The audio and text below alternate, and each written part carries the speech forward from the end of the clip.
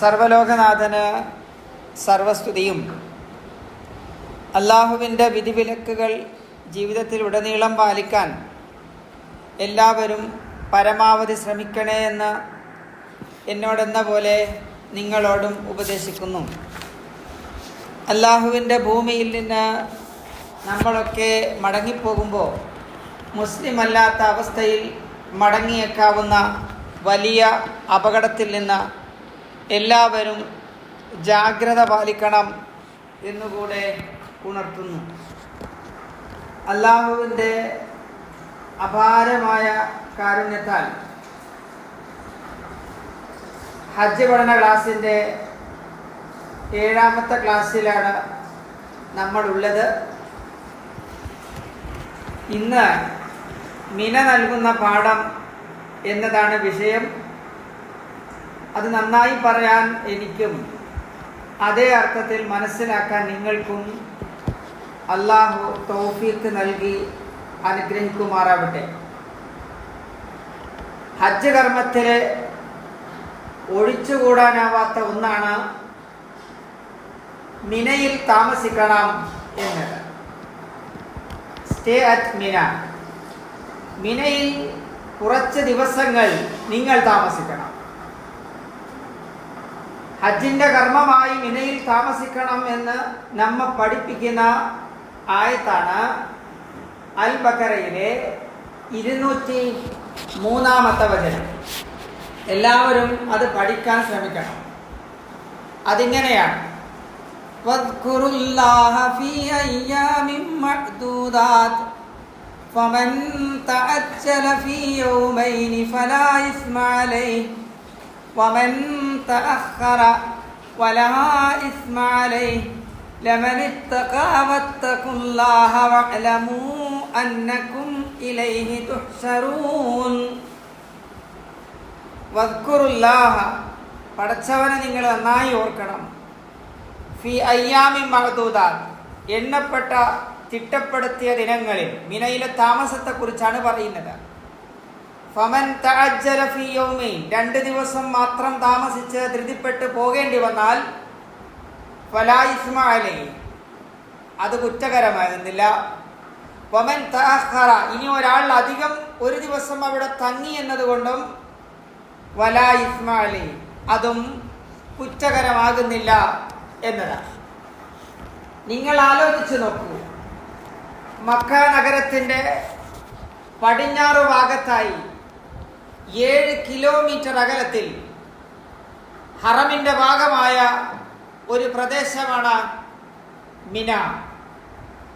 ആ മിനയെ അറിയുന്നത് തമ്പുകളുടെ നഗരം എന്നാണ്. ഹാജിമാര് മുഴുവൻ തമ്പടിച്ച് കഴിയുന്ന കാലം. ദുൽഹജ്ജ് 8-ന് ഹാജിമാർ ളുഹ്ർ നമസ്കരിക്കാൻ മിനയിലെത്തും. പിന്നീട് ദുൽഹജ്ജ് 9-ലെ സുബഹി വരെ എല്ലാ നമസ്കാരവും 2 റക്അത്തായി ചുരുക്കി നമസ്കരിക്കണം. ജമ്മാക്കുകയല്ല, ചുരുക്കണം. നമസ്കാരം വരെ നിങ്ങൾ ചുരുക്കണം. യാത്രക്കാർക്കുള്ള അനുകൂലമായല്ല ഈ റക്അത്തുകളെ 2ആക്കി ചുരുക്കേണ്ടത്. അത് അല്ലാഹുവിൻ്റെ നിയമമാണ്. ഇവിടെ നിങ്ങൾ ഇങ്ങനെ ചെയ്താൽ മതി എന്ന് നാഥൻ. ഒന്നോർക്കേണ്ടത്, മിന എന്ന പദത്തിൻ്റെ ലിറ്റററി മീനിങ്, അതിൻ്റെ യഥാർത്ഥ അർത്ഥം എന്നത് ഇങ്ങനെയാണ്: ടു ഫൈൻഡ്, കണ്ടെത്തുക, അല്ലെങ്കിൽ ടു അണ്ടർഗോ എ ടെസ്റ്റ്, ഒരു പരീക്ഷണത്തിന് വിധേയമാവുക. യഥാർത്ഥത്തിൽ എന്താണ് മിനയിൽ സംഭവിക്കുന്നത്? നമ്മൾ ആലോചിച്ച് നോക്കൂ. പ്രത്യേകിച്ച് സ്പെസിഫിക്കായ ഒരു റൈച്വൽസും ഒരു കർമ്മങ്ങളും അല്ലാഹു പ്രിസ്ക്രൈബ് ചെയ്തിട്ടില്ല. അഥവാ മിനയുമായുള്ള താമസിക്കുന്നതിൻ്റെ ഇടയിൽ പ്രത്യേകമായ ആരാധനാ കർമ്മങ്ങളില്ല. പ്രത്യേകമായ ദുആയും ദിക്റുകളും നിർണയിക്കപ്പെട്ടിട്ടില്ല. പിന്നീട് എങ്ങനെയാണ് ഇത് ആരാധനയായി മാറുന്നത്? ഇവിടെയാണ് നമ്മൾ ആലോചിക്കേണ്ടത്. മിനയിൽ അല്പം ഹാജിമാർ താമസിച്ചേ പറ്റൂ. എന്താണ് ഇതിന്റെ പിറകിൽ? ദുൽഹജ്ജ് 9 കഴിഞ്ഞതിന് ശേഷം പിന്നീട് ദുൽഹജ്ജ് 10 രാത്രിയും 11, 12 പൂർണ്ണമായും മിനയിലാണ് കഴിച്ചു കൂട്ടേണ്ടത്. പരീക്ഷിക്കപ്പെട്ട സ്ഥലം എന്ന അർത്ഥത്തിൽ മിന എന്ന വാക്ക് നമ്മോട് ഒരു കാര്യം പറയുന്നുണ്ട്. എന്താണ് ആ പരീക്ഷണം എന്ന് നിങ്ങൾക്കറിയുമോ? ഇബ്രാഹിം നബി അലൈഹിസ്സലാമിന് ഇസ്മായിലിനെ അറുക്കുവാനുള്ള പരീക്ഷണം നടന്നതും കരാർ ലഭിക്കുന്നതും അള്ളാഹുവിന്റെ കൽപ്പന നിറവേറ്റാൻ രണ്ടുപേരും കൂടെ പോകുന്നതിനിടയിൽ പിശാച് പിന്തിരിപ്പിക്കാൻ ശ്രമിക്കുന്നതും കല്ലെറിഞ്ഞോട്ടിച്ചതുമൊക്കെ ഇവിടെയാണ് നടക്കുന്നത്. നമ്മളെ മിനയിൽ കൊണ്ടിരുന്നതിന്റെ അർത്ഥം ഇത് മാത്രമാണ്. ഹജ്ജിന്റെ കർമ്മങ്ങൾ തുടങ്ങുന്നത് തവാഫ് കഴിഞ്ഞതിന് ശേഷം മിനയിലെത്തിയാണ് ഹജ്ജിന്റെ കർമ്മങ്ങൾ ആരംഭിക്കുന്നത്. ആരംഭം തന്നെ ഇങ്ങനെയാ. നിങ്ങൾ പഠിക്കണം. എന്ത് പഠിക്കണം? How to accommodate the people of difference. വ്യത്യസ്തങ്ങളായ മനുഷ്യർക്കിടയിൽ എങ്ങനെയാണ് ജീവിക്കേണ്ടത് എന്ന് പഠിപ്പിക്കുകയാണ്. ഇതിനേക്കാൾ വലിയ ആരാധന വേറെയുണ്ടോ? രണ്ടാമതായി how to accommodate the people of difference എന്ന് പറഞ്ഞതിന് ശേഷം രണ്ടാമതായി how to live with the minimum. എങ്ങനെയാണ് കുറച്ച് സാഹചര്യത്തിൽ എന്നെ കഴിയാൻ പഠിപ്പിക്കുന്നത് എന്നതാണ്. വ്യത്യസ്തങ്ങളായ ആശയങ്ങളുള്ള, സ്വഭാവങ്ങളുള്ള, ഭാഷയുള്ള, ഭക്ഷണക്രമമുള്ള മനുഷ്യർ മുഴുവൻ അതേ മണ്ണിൽ കിടക്കണം. എന്നിട്ട് മനുഷ്യനെ ട്രെയിൻ ചെയ്യിപ്പിക്കുന്നത് ഈ മനുഷ്യരെയൊക്കെ ഉൾക്കൊള്ളാൻ നിനക്ക് എങ്ങനെ കഴിയും എന്നാണ്. ടെന്റിന്റെ ഉള്ളിലല്ല കഴിയുന്നത്. ടെന്റിന് പുറത്തേക്ക് വന്ന് അതിന്റെ മുന്നിലൊന്ന് നിന്ന് നോക്കണം. അപ്പോൾ അറിയാം മനുഷ്യ ജീവിതത്തിന്റെ നിസാരത. അപ്പോൾ അറിയാം മനുഷ്യന്റെ ജീവിതം ഇത്രയൊക്കെ ഉള്ളൂ എന്ന്. ആ ടെന്റുകൾ കാണുമ്പോ നാട്ടിലേക്കൊന്ന് ഓർമ്മ വേണം. എന്താ നാട്ടിൽ ഓർമ്മ വേണ്ടത്? നാട്ടിലെ ഏറ്റവും വലിയ സമ്പന്നനായി അറിയപ്പെടുന്ന ഞാൻ ഈ ടെന്റിനകത്താണ്. അതിനപ്പുറത്തും അതേപോലെ ആളുണ്ട്. രണ്ടാമതായി മനുഷ്യൻ അഹങ്കരിക്കുന്നത്, ഈഗോയിസം ഉണ്ടാകുന്നത് അവന്റെ വിജ്ഞാനത്തിലാണ്. ഞാൻ എത്ര വിജ്ഞാനിയാണ്, പക്ഷേ എന്റെ തൊട്ടപ്പുറത്തുള്ള ടെന്റിൽ കിടക്കുന്നത് സാധാരണക്കാരനായ ഒരു മനുഷ്യനാണ്. അവനോടൊപ്പം കഴിയാൻ എനിക്കാവുന്നോ എന്ന് അറിയേണ്ടതുണ്ട് റബ്ബിന്. മൂന്നാമത് മനുഷ്യർ നാട്ടിൽ അഹങ്കരിക്കുന്നത് അധികാരമുള്ളവൻ എന്നാണ്. ഞാൻ നാട്ടിൽ അല്പം അധികാരമുള്ളവനാണ്. എന്റെ സ്റ്റാൻഡേർഡ് ഓഫ് ലിവിങ് അങ്ങനെ വലുതാണ്. അങ്ങനെ വ്യത്യസ്തതയുള്ള ഈ ഞാൻ ഇതൊന്നുമില്ലാത്ത മറ്റു മനുഷ്യരോടൊപ്പം എങ്ങനെയാണ് കഴിയേണ്ടത് എന്ന വലിയ ഒരു ട്രെയിനിങ് ആണ് അവിടെ നടക്കേണ്ടത്. ആ ടെന്റിന് പുറത്തു നിന്ന് മുന്നിലേക്ക് നോക്കുമ്പോഴും പിന്നിലും ഇടത്തും വലത്തും കുറെ ടെന്റുകളുണ്ട്. എന്നെ അറിയാത്ത, എനിക്കറിയാത്ത, എന്റെ ഭാഷ സംസാരിക്കാത്ത, എന്റെ സംസ്കാരമില്ലാത്ത ഏതൊക്കെയോ മനുഷ്യർ. എല്ലാ മനുഷ്യരെയും ഉൾക്കൊള്ളാൻ മിനയിൽ നിങ്ങൾ 2 ദിവസം താമസിക്കണം. അതൊരാരാധനയാണ്. പ്രത്യേകമായ ആരാധനകൾ നിർണയിക്കപ്പെടാതെ 4 റക്അത്തുള്ള നമസ്കാരത്തെ പോലും ചുരുക്കി മനുഷ്യർക്കിടയിൽ കഴിയുക എന്ന കടുത്ത ആരാധനയാണ് നമ്മെ പരിശീലിപ്പിച്ചെടുക്കുന്നത്. നിങ്ങൾ ആലോചിച്ച് നോക്കൂ. ഒരു മനുഷ്യന് സാമൂഹിക ജീവിതം സാധ്യമാക്കുന്നതും മനുഷ്യനെ അടുപ്പിക്കുന്നതും പുഞ്ചിരിയിലൂടെയാണ്.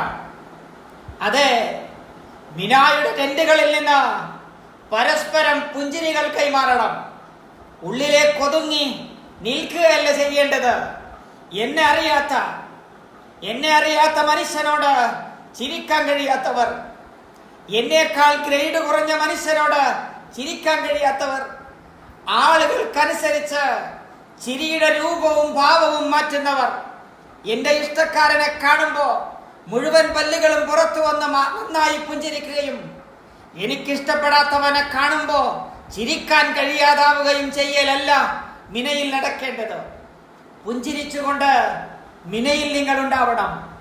രണ്ടാമത്തത്, കൈകൊടുക്കാൻ മടിക്കുന്നവരാണ്. സാമൂഹിക ജീവിതം സാധ്യമാക്കുന്ന രണ്ടാമത്, പരസ്പരം കൈകൊടുക്കണം. നമ്മൾ ഒരാൾക്ക് കൈകൊടുക്കാൻ, നാട്ടിലെ അവസ്ഥ ഒന്നാലോചിച്ച് നോക്കൂ. എൻ്റെ കൈ കൊടുക്കണമെങ്കിൽ അതൊക്കെ ചില പ്രത്യേക പരിഗണനകളുടെ അടിസ്ഥാനത്തിലാണ്.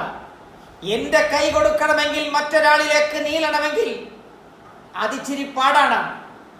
ഞാൻ അംഗീകരിക്കുന്ന എൻ്റെ ആശയക്കാരനോടും എൻ്റെ ഇഷ്ടക്കാരനോടും എൻ്റെ ഗ്രേഡിലുള്ളവരോടുമൊക്കെ കൈനീട്ടാൻ ശീലിച്ച നമ്മൾ സാധാരണക്കാരനിൽ സാധാരണക്കാരനായ മനുഷ്യരോടും അടുക്കാനും തൊടാനുമൊക്കെ കഴിയുന്ന സാമൂഹ്യ ജീവിതത്തിലേക്ക് മനുഷ്യനെ പരിവർത്തിക്കുന്നതാണത്.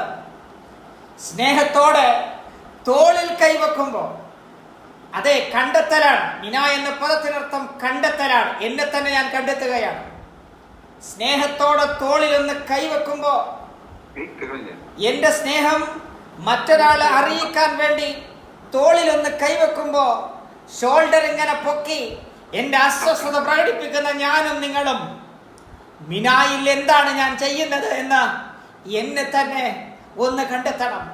മനുഷ്യരെ അടുപ്പിക്കുവാനും മനുഷ്യരെ അടുത്തിരിക്കുവാനും ഒക്കെ പേഴ്സണൽ സ്പേസ് സൂക്ഷിക്കുന്ന മനുഷ്യരുണ്ട് നമ്മളിൽ. അതെല്ലാം കെട്ടിപ്പൊളിഞ്ഞ് വീഴണം.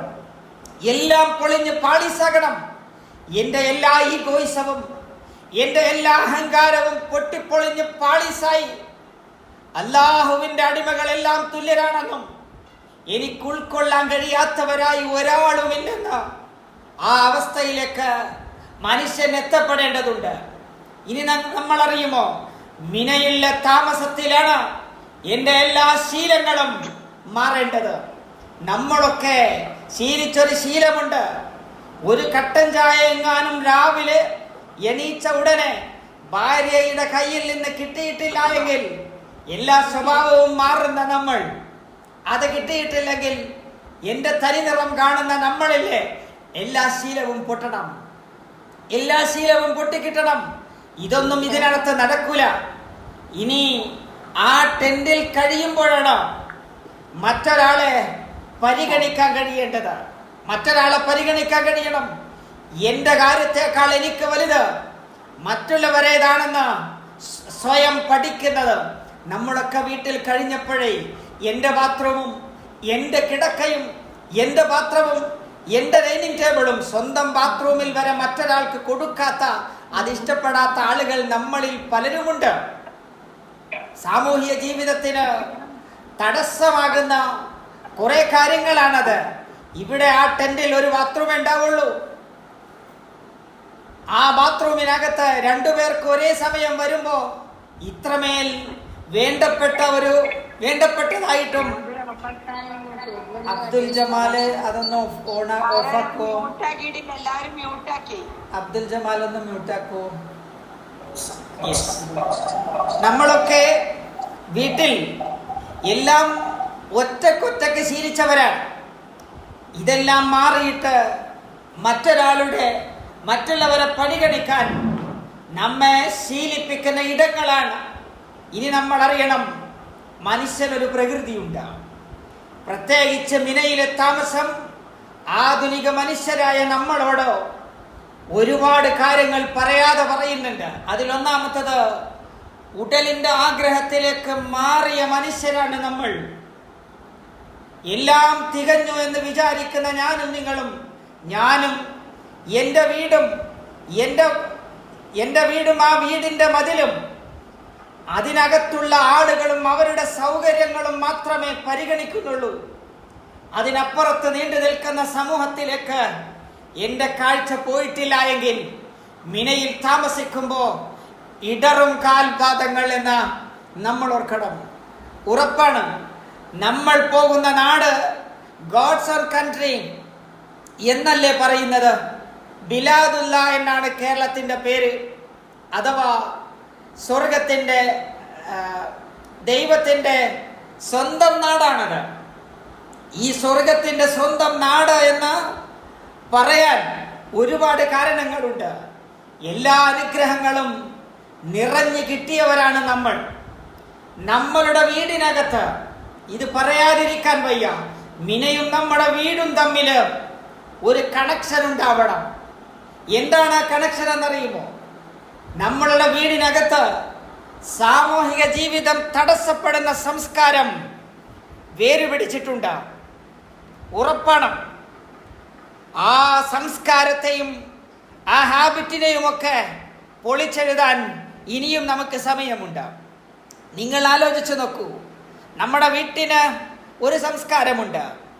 നമ്മുടെ വീട്ടിലേക്ക് ഏതെങ്കിലും അതിഥികൾ കയറി വരുമ്പോൾ നമ്മുടെയൊക്കെ വീട്ടിലെ വളർന്നുകൊണ്ടിരിക്കുന്ന തലമുറ ഉള്ളിലേക്ക് പോകും. ഉള്ളിലേക്ക് പോയിട്ട് അവസാനം അവർ പോയി കഴിയുമ്പോൾ വാതിൽ തുറന്ന് അവർ പോയോ എന്ന് അവർ ചോദിക്കും. എന്താണ് അവർ വരാത്തതെന്നറിയുമോ? Fear of commitment. കമ്മിറ്റ്മെന്റ് പേടിയാ. ഞാൻ അവരെ ഒന്ന് കണ്ടാൽ അവരോട് സലാം പറയേണ്ടി വരും. പിന്നീട് പുറത്തു നിന്ന് എന്നെ കാണുമ്പോൾ അവർ തിരിച്ചറിയും. ബന്ധം പുതുക്കേണ്ടി വരും. അതിനൊന്നും പോകാതെ സ്വന്തത്തിലേക്ക് മടങ്ങുന്ന ഒരു ക്രമത്തിൽ നിന്നാണ് മിനയിലേക്കുള്ള യാത്ര എന്ന് നമ്മൾ ആലോചിക്കണം. നമ്മുടെ വീടിനെ കുറിച്ച്, നമ്മൾ ഹജ്ജിന് ഇറങ്ങിപ്പോകുന്ന വീടിനെ കുറിച്ച് റബ്ബിൻ്റെ ഒരു വർത്തമാനമുണ്ട്. ഒന്ന് പഠിച്ചു നോക്കണം.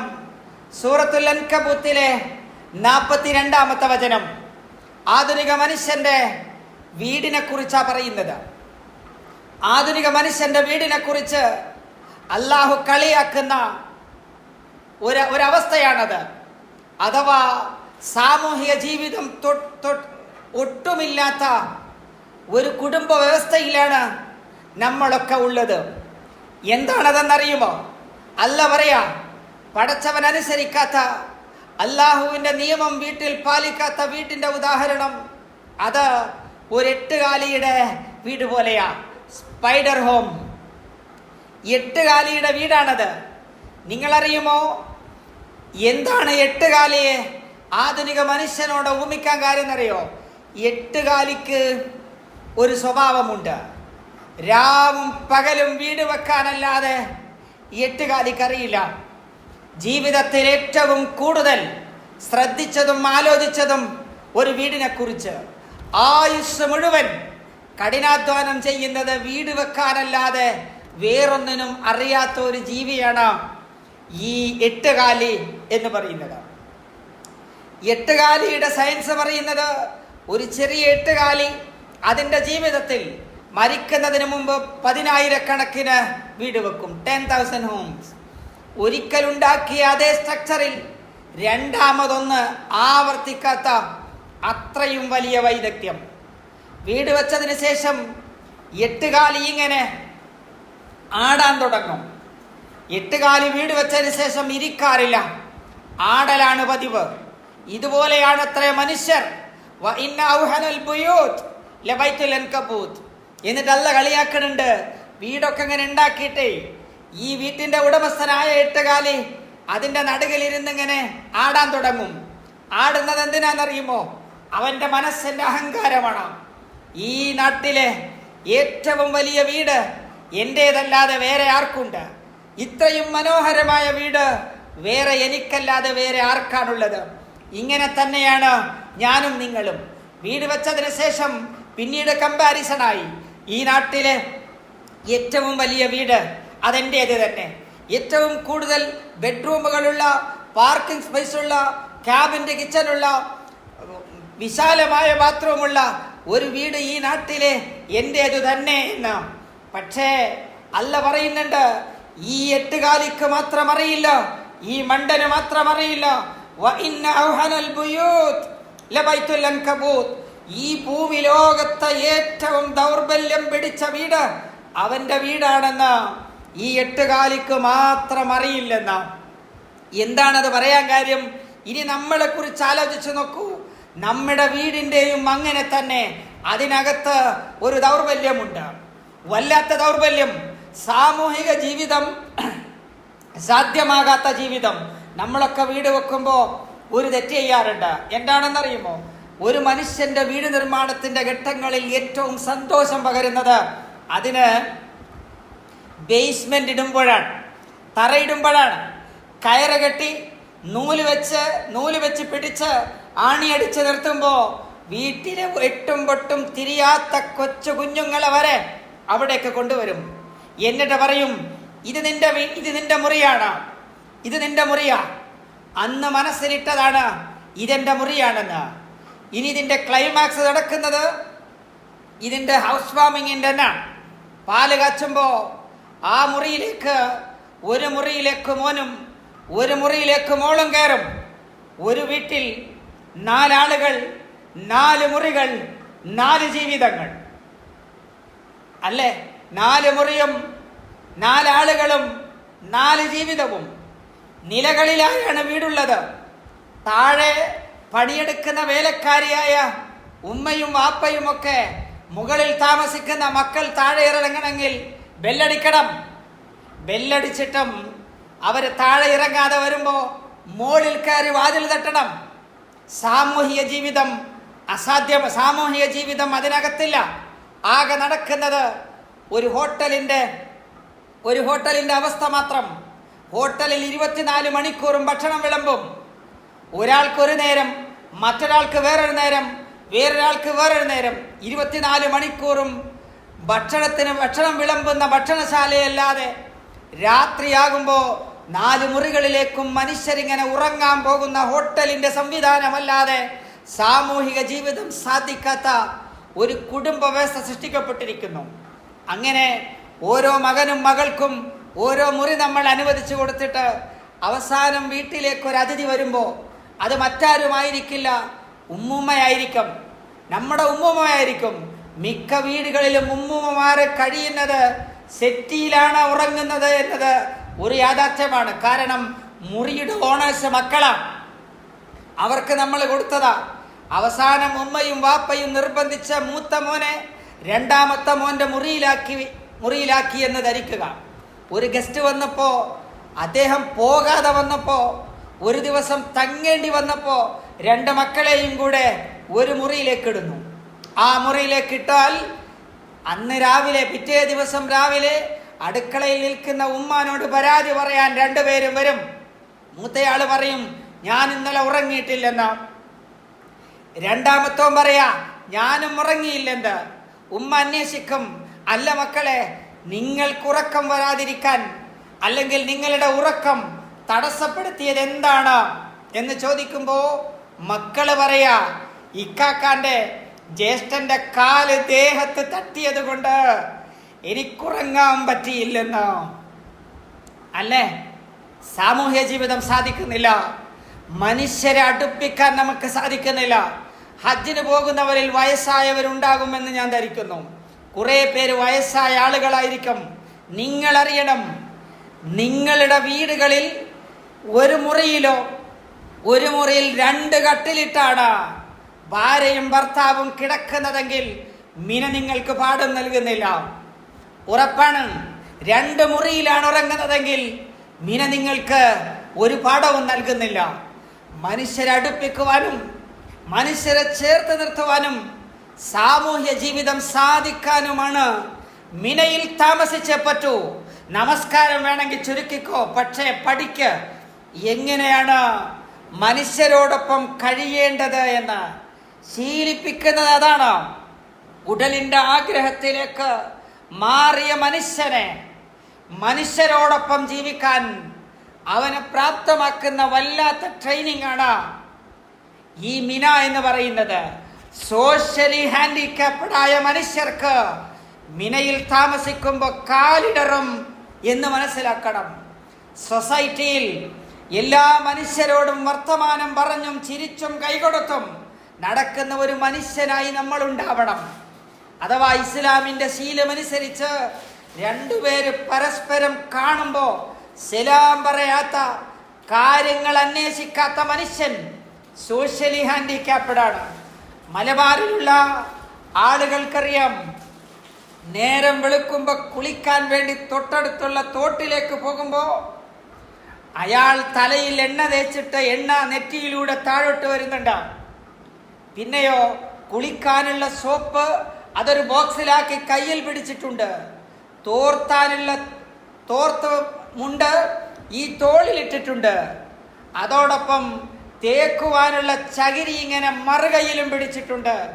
ആ മനുഷ്യൻ കുളിക്കാനാണ് പോകുന്നത് എന്ന് വിശ്വസിക്കാൻ എല്ലാ തെളിവുകളും അവന്റെ അടുത്തുണ്ടായിട്ടും കാണുന്നവനോ കുളിക്കാൻ പോകുന്ന മനുഷ്യരെ മുഴുവൻ കാണുമ്പോ നീ കുളിക്കാൻ പോവുകയാണല്ലേ എന്ന് ചോദിക്കാതെ അവനെ മറികടക്കാൻ പറ്റാത്ത ഇസ്ലാമികമായ ശീലം. ഇതൊക്കെ ഉണ്ടാകുമ്പോഴാണ് മിനയിൽ നമുക്ക് താമസിക്കാൻ കഴിയുക എന്നാണ് പറഞ്ഞു വെച്ചത്. അഥവാ സാമൂഹിക ജീവിതം തടസ്സപ്പെടുന്ന കുടുംബ ജീവിതത്തിൽ നിന്ന് മാറി സഞ്ചരിക്കാനും അത് ശരിപ്പെടുത്തുവാനും ഇനിയും സമയമുണ്ട് എന്നാണ് ഞാൻ പറഞ്ഞത്. എല്ലാ സാധനങ്ങളും അനുഗ്രഹങ്ങളും ജീവിതത്തിലേക്ക് വന്നപ്പോൾ മനുഷ്യനും തമ്മിലുള്ള ബന്ധങ്ങളിൽ ഒരുപാട് പ്രയാസങ്ങളും ഇടകലരാനുള്ള മനുഷ്യന്റെ മടുപ്പുമൊക്കെ നമ്മളിൽ സ്വാധീനിച്ചിട്ടുണ്ട് എങ്കിൽ അത് മാറ്റിയെടുക്കാൻ ഇനിയും സമയമുണ്ട് എന്നാണ് പറയുന്നത്. മിനയിൽ താമസിക്കേണ്ടി വരുമ്പോൾ എൻ്റെ സഹോദരങ്ങൾ, എൻ്റെ ശബ്ദം കേൾക്കുന്ന സഹോദരങ്ങൾ വല്ലാതെ ഓർക്കണം. മിനയിൽ ഇങ്ങനെ ഖുർആനോദിയും ദിക്ർ ചൊല്ലിയും ഒക്കെ കഴിയുന്നതോടൊപ്പം എൻ്റെ ഉള്ളിലെ ചിന്തയും അപ്പുറത്തും ഇപ്പുറത്തൊക്കെ ഉള്ള മനുഷ്യരെ കുറിച്ചും ഞാനും അവരും തമ്മിൽ എവിടെയും വേർപിരിയുന്നില്ലെന്നും എന്നെ ഇവിടെ കൊണ്ടിട്ടിരിക്കുന്നതും എന്നെ ഇവിടെ താമസിപ്പിച്ചിരിക്കുന്നതും മനുഷ്യരോടൊപ്പം കഴിയാൻ, എങ്ങനെയാണ് വ്യത്യസ്തരായ മനുഷ്യരോടൊപ്പം ഇഴുകിച്ചേർന്ന് ജീവിക്കേണ്ടത് എന്ന് പഠിക്കാനും ചെറിയ ചെറിയ സൗകര്യങ്ങളിൽ എങ്ങനെയാണ് ജീവിക്കേണ്ടത് എന്ന ട്രെയിനിങ്ങിനാണ് എന്നെ ഇവിടെ വിട്ടിരിക്കുന്നത് എന്ന ബോധം എനിക്കും നിങ്ങൾക്കും ഉണ്ടാവണം. നമ്മൾ അങ്ങനെയാണ്. ഒന്നോർക്കുക, എന്നെ വേണ്ടത് എൻ്റെ അതേപോലെ ചിന്തിക്കുന്നയാൾക്കല്ല, എന്നെ വേണ്ടത് എന്നെപ്പോലെ നല്ലവരായ ആളുകൾക്കല്ല, മറിച്ച് എന്നെ വേണ്ടത് നമ്മുടെ നാട്ടിലെ മോശക്കാരനും അല്ലേ, നാട്ടിലെ മോശക്കാരനെന്ന് നമ്മളൊക്കെ മാറ്റി നിർത്തിയ മനുഷ്യർക്കാണ് എൻ്റെ സേവനവും എൻ്റെ അടുപ്പവും വേണ്ടത്. നമ്മളൊരു ഹൈറാർക്ക് നിശ്ചയിച്ചിട്ടുണ്ട്. അഥവാ എൻ്റെ അതേ ഗ്രേഡിലുള്ള, എന്നെപ്പോലെ അതേ ചിന്തിക്കുന്ന, അതേ നിലവാരമുള്ള ആളുകളോട് മാത്രം ഇടപഴകുക എന്ന ഒരിക്കലും ചെയ്യാൻ പാടില്ലാത്ത ജീവിതക്രമം ശീലിക്കരുത് എന്നാണ് പറയുന്നത്. മറിച്ച് എന്നേക്കാൾ താഴേക്കിടയിൽ ജീവിക്കുന്ന, എന്നേക്കാൾ മോശക്കാരനായ, എൻ്റെ സാമീപ്യം ആവശ്യമായ എല്ലാ മനുഷ്യരോടും ഒരേപോലെ ഇടപഴകാനും ഒക്കെയുള്ള ഒരു ട്രെയിനിങ്ങിലാണ് നമ്മളുള്ളത് എന്ന ബോധമുണ്ടാവണം. ഇവിടെ വെച്ചാണ് പറയുന്നത്, തർക്കിക്കരുത്, വഴക്ക് കൂടരുത്, നിങ്ങൾ പരസ്പരം അങ്ങോട്ടും ഇങ്ങോട്ടും ആർഗ്യൂ ചെയ്യരുത്. ഇതൊക്കെ നടക്കും. കാരണം എന്താണെന്നറിയുമോ? നമുക്കൊക്കെ സ്വഭാവമുള്ളത് അങ്ങനെയാ. ഞാൻ നല്ലവനായതുപോലെ മറ്റുള്ളവരും അങ്ങനെ തന്നെ ചെയ്യണം, ഞാൻ ഇഷ്ടപ്പെടുന്നത് പോലെ അവരൊക്കെ അങ്ങനെ ചെയ്യണം എന്ന ശാഠ്യമൊക്കെ നമുക്കുണ്ട്. അതെല്ലാം ഈ ടെന്റുകളിൽ വെച്ച് പൊട്ടിക്കിട്ടണം എന്നാണ്. എൻ്റെ സ്വഭാവക്കാരനല്ലാത്ത, എന്നെ പോലെ ചിന്തിക്കാത്ത എല്ലാ മനുഷ്യരെയും ഉൾക്കൊള്ളാൻ കഴിയണം എന്നാണ് ഞാൻ പറയുന്നത്. ഈ ക്ലാസ്സിൽ ഇരിക്കുന്ന ഓരോരുത്തർക്കും നമ്മുടെ ഇസ്ലാമിൽ തന്നെയുള്ള വ്യത്യസ്തങ്ങളായ സംഘടനകളുടെ ഭാഗമായവർ ഇതിലുണ്ടാകും എന്നോർക്കണം. നമ്മുടെ ഭൂമികയിൽ നിന്ന് അങ്ങോട്ട് പോകുമ്പോഴും ഈ ഭൂമികയെക്കുറിച്ച് നമുക്കൊരോർമ്മ വേണം. ലാ ഇലാഹ ഇല്ലല്ലയിൽ വിശ്വസിച്ച നമ്മൾ പരസ്പരം അവൻ്റെ താടിയുടെ വലിപ്പം നോക്കിയും തലപ്പാവിൻ്റെ ഷെയ്പ്പ് നോക്കിയും താടിയുടെ നീളം നോക്കിയും ഒക്കെ മാത്രം സലാം പറയുന്ന ഒരു ഭൂമികയിൽ നിന്ന് ഈ മിനയിലേക്ക് പോകുമ്പോൾ ഒന്നാലോചിക്കണം. ഇല്ല, അങ്ങനെയുള്ള മനസ്സുള്ള ഒരടിമക്കം മിനയിൽ സ്ഥാനമില്ല എന്നും തിരിച്ചു വരുമ്പോ സ്വർഗം തിരിച്ചു പിടിക്കുക അസാധ്യമാണെന്നുകൂടെ നമ്മൾ ഓർക്കണം. ഒളിച്ചോടുന്ന ആത്മീയത നമ്മൾ പേറരുത് എന്നർത്ഥം. എല്ലാ മനുഷ്യരോടും ഇടപഴകിയും ഒളിച്ചോടുന്ന ആത്മീയത 2 തരത്തിലാണ്. ഒന്ന്, മനുഷ്യരോട് യാതൊരു ഇടപാടുകളുമില്ലാതെ എൻ്റെ പേഴ്സണൽ ആരാധനകൾ ഒരു കുറവും വരുത്താതെ ഇങ്ങനെ ഒരു സൂഫിയായി കഴിയുക. ഇല്ല, there is no Sufism in Islam. ഇസ്ലാമിൽ അങ്ങനെ ഒരു സംഗതിയേ ഇല്ല, ഉറപ്പാണ്.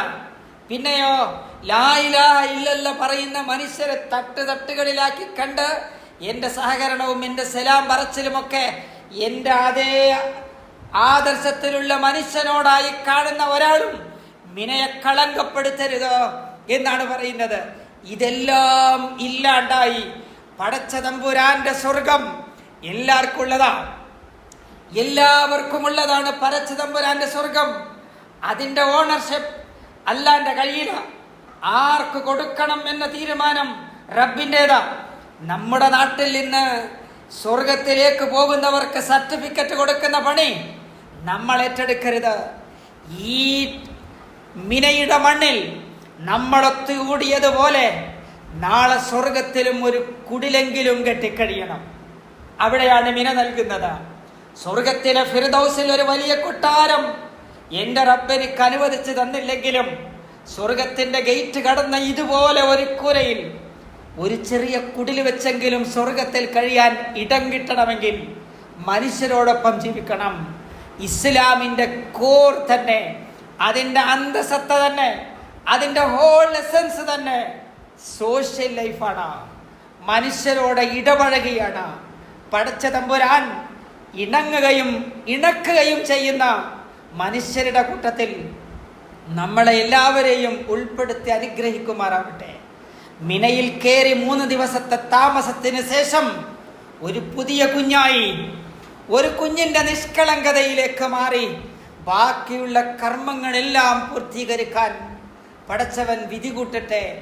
ഇന്നല്ലാഹ വ മലായികതഹു യുസല്ലൂന അലൻ നബി യാ അയ്യുഹല്ലദീന ആമനു സല്ലു അലൈഹി വസല്ലിമു തസ്ലീമാ.